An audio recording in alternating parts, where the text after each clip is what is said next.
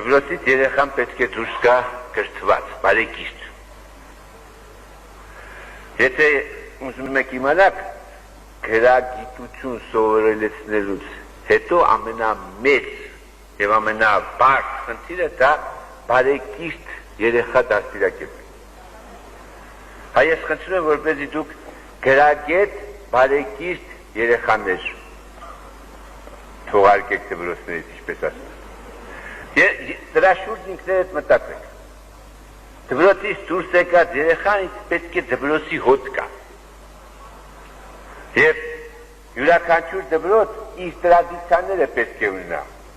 Այստեղ մենք չպետք է ունիֆիկացիայի ենթարկենք դաստիարակության պրոցեսները, յուրաքանչյուր դպրոց յուրովի պետք է մարդ դաստիարակի, բարեկիրթ երեխա դուրս բերի, որպեսզի երեխան մինչև կյանքի վերջը իր դրական բարեմաստությունները կապի այդ դպրոցի հետ։ Իսկ մենք դա չենք անում։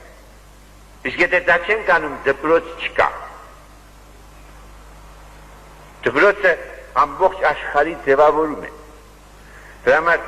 ես երբ որ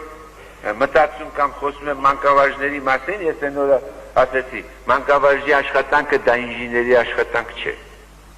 դա ճարտարապետի աշխատանք չէ, դա գրողի աշխատանք չէ, դա ամենաբարձ, բայց միաժամանակ ամենապետքական, ամենաանհրաժեշտ, դա սիմբիոզ աշխատանք է։